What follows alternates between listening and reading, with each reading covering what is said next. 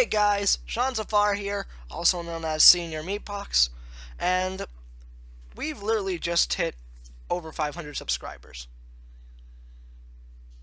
Fuck it, you all know what you're here for. Play it! What does the fox say? Surprise, motherfucker. Alright, that's it. All of you are here for this. You can go home now. Anyone remember this thing? No? Good, because I'll fill you in on it. This, my friends, is the Gameboy Advanced from your good old pals Nintendo. It was a 16-bit portable system that ran on cartridges, one of the last to run on actual big thick cartridges. And everyone thought it was 32-bit, but in reality, it was just a smaller screen that made everyone think it was 32-bit. In many ways, it was kind of worse than a Super Nintendo, but that doesn't mean something really good couldn't come out of it. Everyone remembers Grand Theft Auto. It's an open-world carjacking game that everyone seems to love nowadays. Grand Theft Auto 5 just recently came out on the PS4 and Xbox One, and it's soon to be out on the PC. And did you know the game that we all know and love came out on the Game Boy Advance? Of course not. It was a piece of shit port of the original, and it sucked so hard. I mean, obviously, what could we expect? It's a 16-bit system that barely has any 3D capabilities. How in the world were we gonna get a flippin' 3D open-world third-person shooter? Obviously, there's just no way! It's impossible! Of course not! We got this game, Driv3r, or Driv3r. I don't know. Well, we made it this far, so obviously we're in for a real frickin' treat right now. And we start off pretty normal for a GBA game. Sorry about the quality, it's a 16-bit system. And, wait. Velas? Dubale? Velas Dubale VDev? Ironfall VDev? Oh boy, we definitely are in for a flippin' treat, aren't we? And in this title screen, we get a pretty good looking model of an Uzi for a 16-bit system. Alright, let's get started. And we immediately start out in... holy shit. Okay. Alright, as you probably can tell, everything in this game that is a physical entity will start out in a sprite. I mean, obviously there's sprites of 3D models that are made to simulate 3D models, similar to Donkey Kong Country, but damn, this is not exactly at all what I was expecting. I mean, wow. I mean, compared to stuff in our modern age today, this is basically the lowest you can get, but for a Game Boy Advanced, a 16-bit system, this is actually kind of breathtaking. Besides the fact that the render distance is crap and on the computer it looks like a bunch of poop, but still, I just can't believe...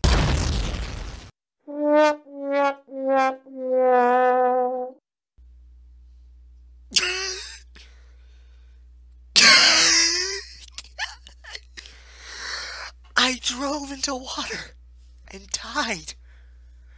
Blew up like a frickin' jihad bomber. So the first mission is for you to get a gun and shoot people. Now, to bring out the gun, you just press R and then press B to shoot. Simple as that, but it's pretty neat. Too bad you can't control the camera. Immediately after you get your gun, they drop you outside of a place where you just need to drop some baddies. Problem is, you can't control the freaking camera! No matter how hard you try, what button combination, the only way that you'll be able to turn your camera left and right in the gun mode is to get out of the gun mode and do it manually. And boy, does your shooting need to be precise. Most of the time, I'm just spending the time trying to move the camera to line up. But once you get the shots down, you get the mission over with, simple and done. I mean, honestly, they couldn't have used the L button while in the gun mode that would allow you to freely traverse the D-pad just so you could actually get a good look around? But of course, the L button is actually used within the game. It's used to cycle the weapons that you will get along the way. The weapons that will take almost hours just to get to the point. And this frickin' game, is long. And the game isn't even that long to begin with. It's just the difficulty of some of these flippin' missions. Okay, the second mission that you'll ever get in this game is where you have to follow someone. The distance that you have to be between that person is ludicrously short. One wrong turn will immediately get you lost. And if not lost, you'll have to recover, and by then, failure. Too late, game over. One major problem is the physics in the game. I mean, obviously, it's a Game Boy Advance game. It's not completely 3D, so there's no way to add in real physics. But the problem is, they tried to. So whenever you knock into something, whether it be a car, a pole, or a person, no matter what speed, you're going to be bounced back. You're going to be bounced back, you're going to lose all momentum, and chances are, you'll lose the entire mission. No matter what you do, no matter how hard you try to recover, the bounce will always end your day. That's it. Once again, game over. And I've barely even scratched the surface of this game. This game's world is huge. Over 20 miles if you were to put everything into real life perspective. You see this whole thing? This is only the first out of 3 worlds in this game. 3 worlds! Now, obviously, I'm not going to spoil any of them for you because the second and third one are much better than this one in terms of terrain. But honestly, this is amazing.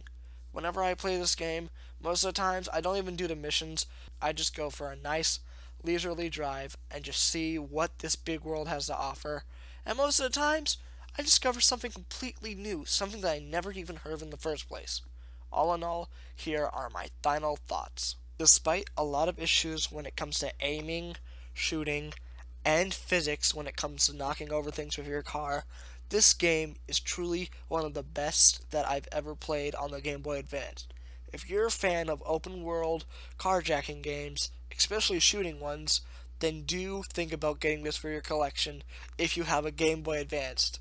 You'll be amazed, as I am, on how big the scale is. Thank you for watching. If by some off chance you've made it this far, thank you. And if by some even more off chance you've liked this, please like it down there. And if you think your friends will like it, definitely share for them. And if you haven't already and you want to see more of this, please subscribe. I'm Sean Zafar, or Senior Meatbox. Thank you.